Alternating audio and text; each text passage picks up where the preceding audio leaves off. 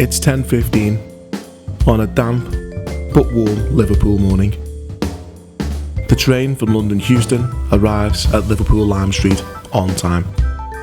On board, His Excellency Garvin Nicholas, High Commissioner for Trinidad and Tobago.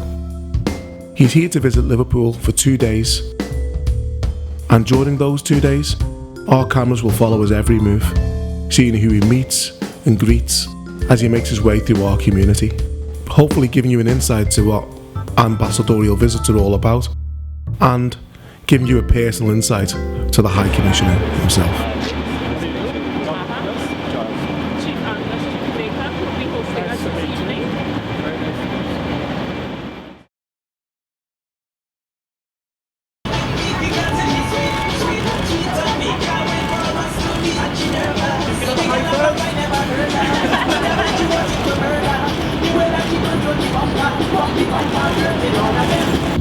How was your journey? It was a normal, uneventful journey, very comfortable, straightforward. I've seen your itinerary and I'm surprised at how busy your itinerary is, and the fact that you only got on the train this morning. It's like, and you don't look tired yet at all. It's a hard workout. No, I'm accustomed having such a schedule, so it's not new.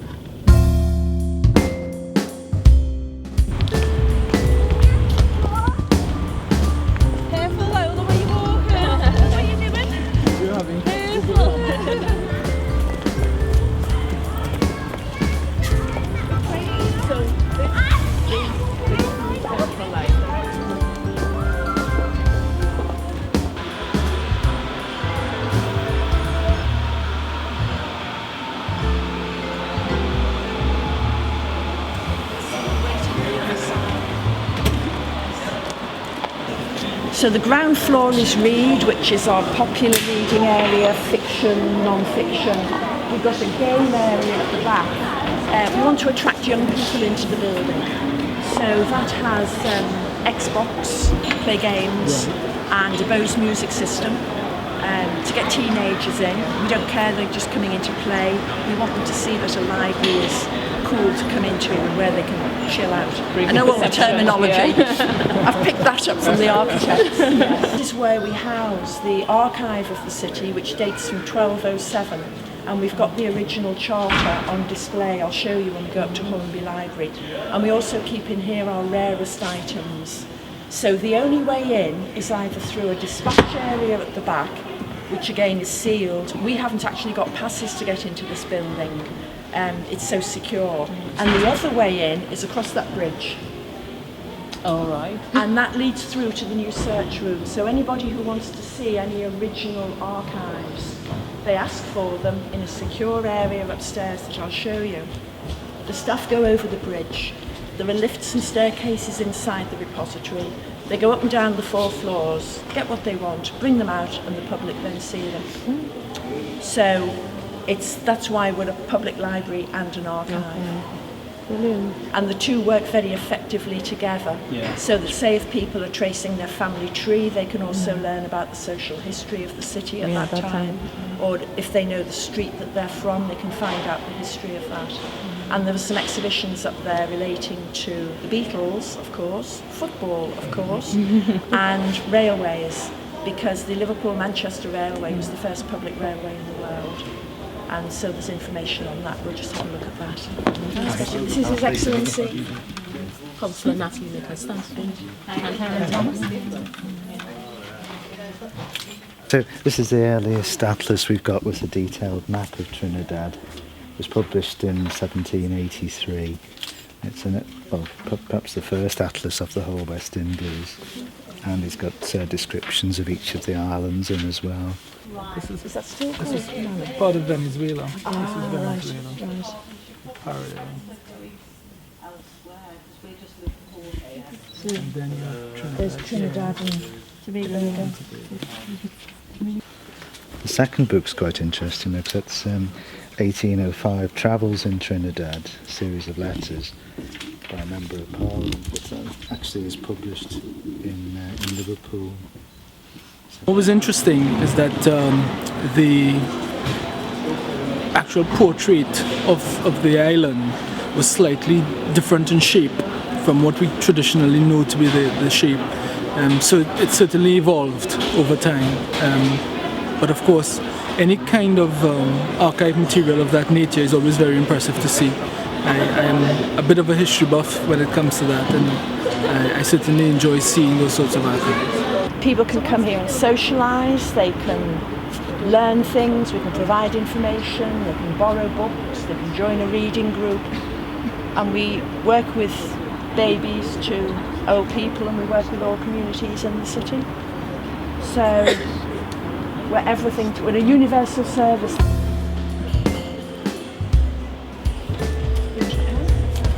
Just like to sign on that page. After being shown around the Liverpool Central Library, it was time for an open-top bus tour of the city centre.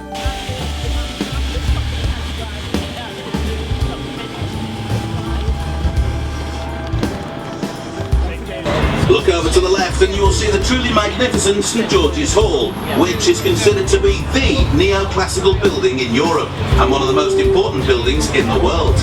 It was completed in 1854 and represented Liverpool's success as a trading city.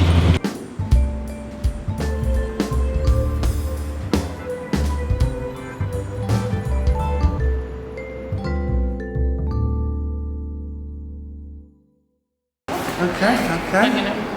Hello, sir. How are you? Right. Welcome to Town Hall. Well, take a seat and I'll look after you. Okay? You're going to get time for us? Yes. Brilliant. Thank you.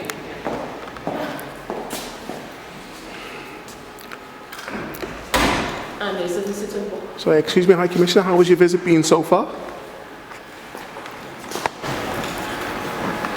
It has been very interesting to see how Liverpool has capitalised on every single aspect of its history to make it into a tourism mecca. I'm looking forward to the rest of the afternoon, where we'll meet with the business community, with the Lord Mayor and the diaspora, as well as give a couple interviews with the local media. I really didn't know what to expect in Liverpool, but I have been very pleasantly surprised at what I have seen so far. In the elegant yet friendly surroundings of Liverpool Town Hall, the High Commissioner and his delegation met with community, education and business leaders from all over Merseyside. I'm a director of vision as well. Do with the business, In a way, inclusion of business. So that's my reason. Actually, this really is an initiative of Councillor Nicholas. She invited us to visit Liverpool. Okay.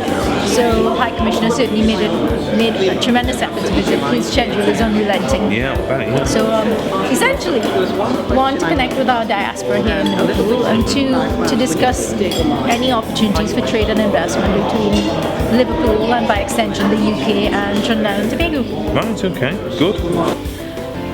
I am Karen Thomas. I am the Trade and Business Facilitator at the Trinidad and Tobago High Commission. Joining me is my colleague Kevin Phillips, the newly installed Tourism Attaché, and of course we are accompanying His Excellency Garvin Nicholas, the High Commissioner for the Republic of Trinidad and Tobago, on, as I said, his first official visit to Liverpool. Good afternoon to each and every one of you. So, you're on your way to the BBC for an Can I interview? text you the address? Are you already prepared for the interview, or are you... Okay. Well, is you know, online? I tend to answer questions as they're posed. Okay, So okay, sorry we'll see about what the that. questions Yeah, are, and thank hopefully I you. can answer. Okay then. Bye. I think I have a fairly good idea of what Trinidad and Tobago has to offer. I have a clear idea as to my role here today. So I'm looking forward to the interview. The media-savvy commissioner had a number of interviews with BBC Radio Merseyside, Diverse Magazine and of course BlingTV. He also attended a number of photo opportunities with local newspapers and the Lord Mayor of Liverpool at the Town Hall.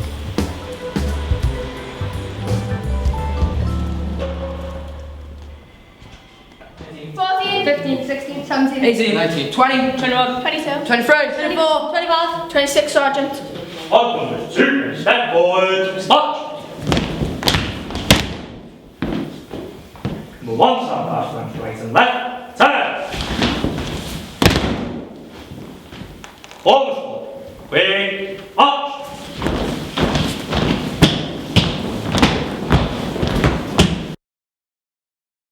Well, don't worry, just come on in. Is it all guys? No, we have Sergeant Field coming in. No, I'm going to say we're not got a young lady. I'll go and get one. Oh, yeah, we need a young lady, don't we? Because actually, I was just about to say that I was very impressed with the number of women you had. In the air training corps per se, it's about a third on average. So there's 60,000 cadets in the country. So 20,000 are the young ladies. Very good. Our ages are 13 to 18, and then after 18-year-old, whether the squadron commander is happy for them to stay on, then he signs them on till they're 20. So, you see, I'm a sergeant. Wow, even better still. How did we nearly leave you out then? Oh, I don't know.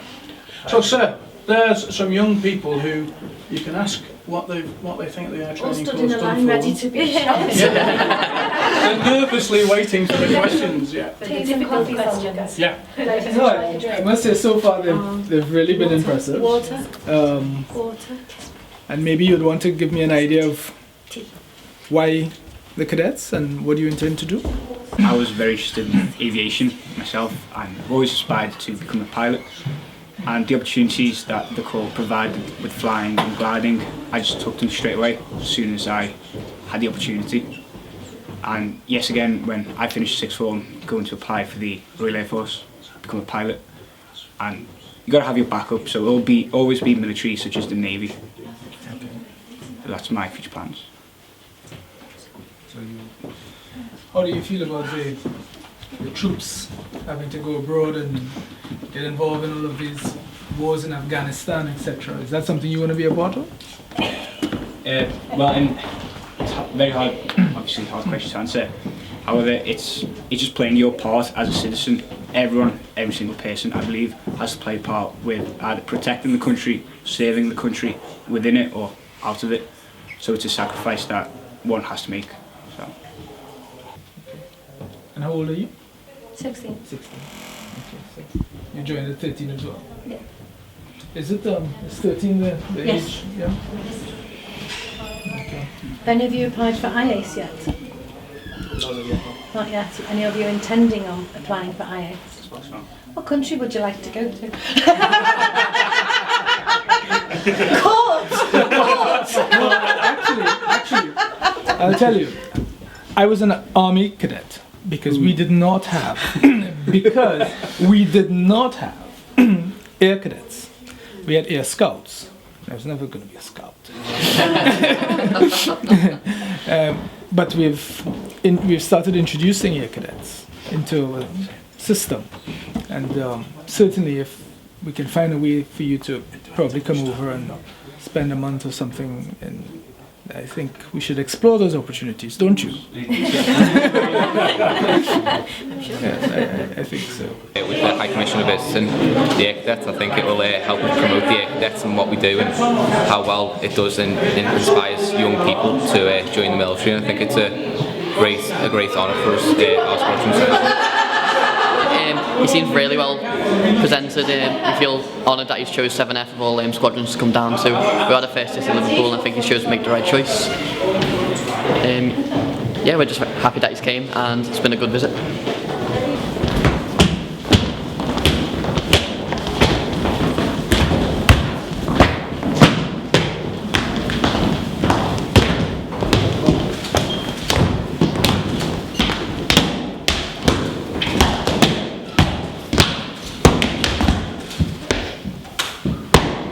For those of you who don't know, diaspora means people who are descended from an original homeland, in this case Trinidad and Tobago and other Caribbean islands. I really would like to take the opportunity on this auspicious occasion to introduce to you Chief Angus Chukwuemeka, who's actually hosting this evening in his fabulous building. And without further ado, I'll hand you over to Chief Chukwuemeka.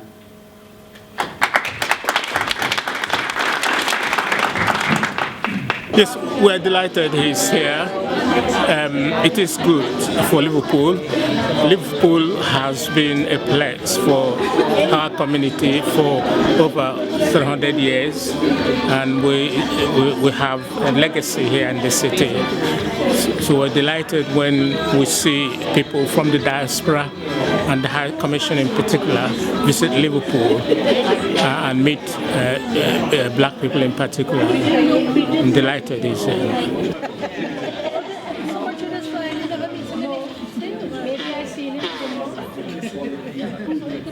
To give a warm welcome to Miss Luciana Berger, who is a Member of Parliament and also a member of the Liverpool Wavertree Borough.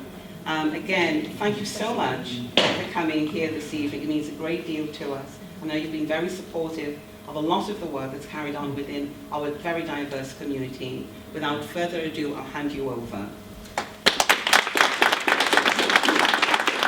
I think it's always great for Liverpool to welcome High Commissioners from any country to Liverpool, but particularly from Trinidad and Tobago. There's obviously a fantastic community here. We're here in Crawford House, where it's really relevant to the immediate local community, and it's just more widely important for, as a city, Liverpool that's seeking to do business and to exchange and to partner and have links, that we welcome as many people from far and wide as possible. I'm one of Liverpool's 5 MPs.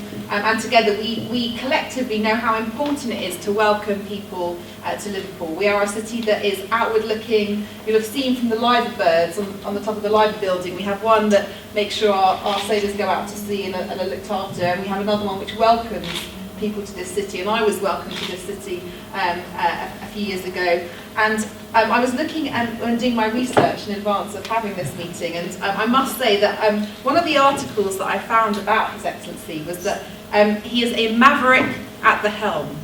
That was the title of an article in the Caribbean News, and just seeing how much you've achieved in your post on behalf of Trinidad and Tobago, which is our greatest trading partner in the Caribbean. I was astounded to learn that it's over £100 million that we trade every year, both in terms of exports and imports. So it's actually absolutely really crucial, not just for yourselves, but for us too. We have a mutually important relationship, and therefore I'm delighted that you're here, and I hope that you've met lots of Liverpool businesses that I'm sure would like to do lots in Trinidad and Tobago. Last night you gave a talk and had a meal at Crawford House. How do you feel when you meet other people from Trinidad and Tobago and obviously other Caribbean islands when you're away from home, if you like? Well, one of my missions is, of course, to represent the diaspora of Trinidad and Tobago here. And I always tell them that I see myself as their international member of Parliament. And therefore, it is always comforting, it's always something that I enjoy, an enjoyable experience for me to meet with and engage with fellow nationals. And last night was no different. I think the evening went very well. First opportunity we had to actually meet as a community in Liverpool, and the words of our High Commissioner were very encouraging. He was very impressed by the city. He sees opportunities for development both here in Liverpool and in Trinidad. And then the meal, I think we enjoyed the meal and the music, so I think the evening was very well attended. I'm pleased. Now, last night you also mentioned how food can make people feel that they are at home, when they are away from home. Yes. Any types of food that we may not be familiar with here in Liverpool that you would eat back home that you could tell us about? The good thing about our diverse culture and people in Trinidad and Tobago is that there have been influences in the food from all continents. But there is certainly a clear understanding by members of the diaspora when they taste food that that has been prepared by Trinidadians, that particular spice, the way in which it's seasoned, all goes into the preparation of that ideal meal from Trinidad and Tobago. So I'm hungry already.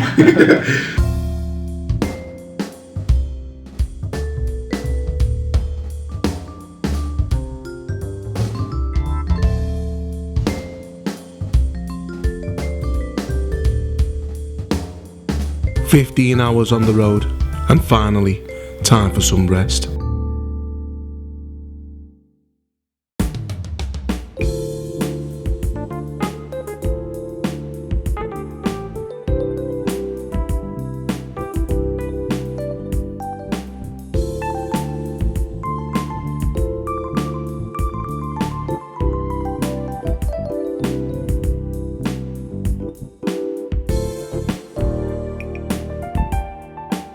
Shall I just on this side?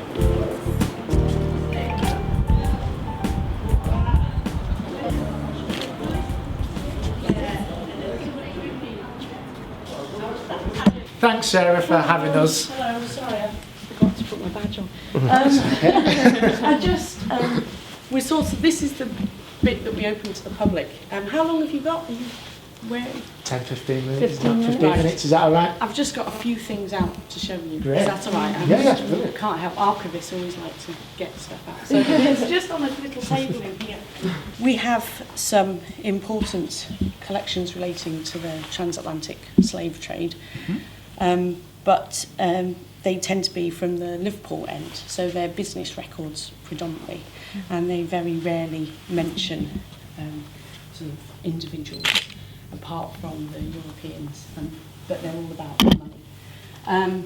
So our biggest collection is a collection called Davenport, who was a Liverpool-based slave trader, and it has things like account books where you can see just it sort of shows you how the trade worked from the money part of the system. So it has things like just endless accounts about so this is a list of what is going out in the ship in the first part of the triangular trade.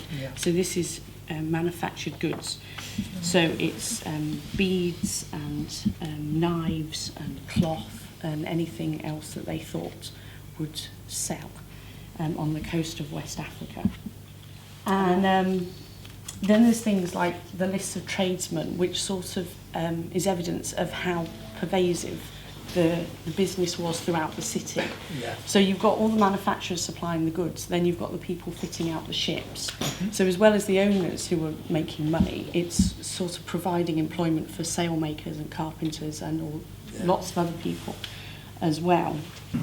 I just came from a visit to the Slavery Museum, and that for me put a completely new perspective on the transnational slave trade. Showed me Liverpool's part in that whole saga, but it also gave me a different perspective on the slave or the African who was enslaved, right, to work in the Caribbean and in America and South America. And in a way it gave me a new respect, because what I saw was not a weak people, but a very strong people. Just looking at the conditions under which they had to endure a 3-month voyage from Africa, and to survive that in itself was a symbol of strength. Sarah, what is was there kind of like a maximum number of voyages that anyone would ever do? You know, it's like 3 or 4. You know. I think they kept going until it was a career. Yeah, well, it takes such a long time, and quite a few of the captains do own, might own a share of the ship, but the ships don't always last that long, and the crews don't last that long. We've got a ship's log of a ship on a slave voyage that shows how long it takes to sell the slaves. So they're sold sort of over a month or so, and sort of people come on and buy one or two. So it's I sort of had an idea that they all went in one go. I thought he was a very interesting man. I thought that he had a lot of interesting questions as well. Yeah, absolutely. He just seemed very interested in the whole subject matter. Obviously, keen to see, what links the gallery had with Trinidad and how Trinidad was represented in the gallery, which was quite interesting. Yeah, absolutely. As an individual, obviously, he's familiar with the cultural sector, museums as well, and it's always interesting showing someone around who not only has a knowledge of the subject, but has a knowledge of how museums work. And it was interesting. He was picking up on how we interpreted things, the different forms of multimedia that we had.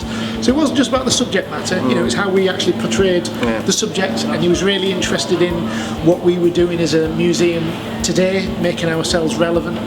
We finished the tour in our campaign zone, which is, as the name suggests, is about how the museum actively engages with contemporary campaigns, and he really got that, and he really understood that, and I think he was really supportive of that.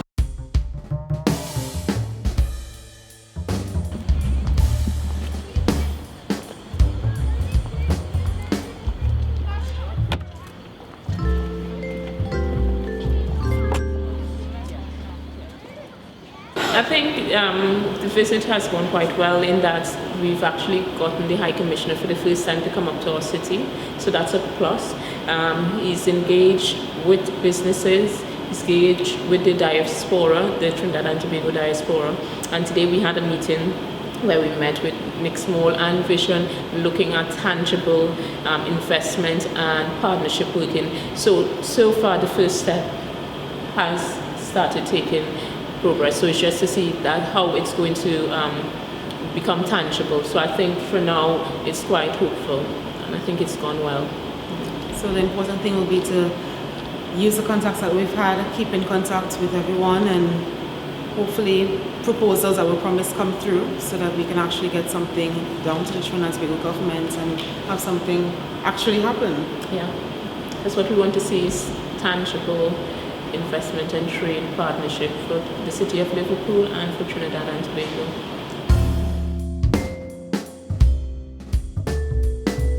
And so,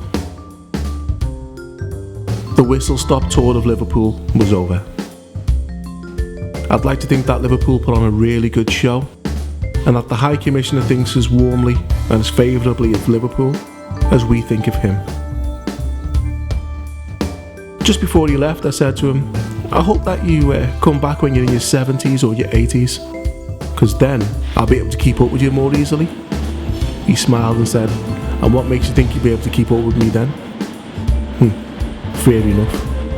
But as smoothly as the machine had rolled into Liverpool, it rolled out again onto its next destination.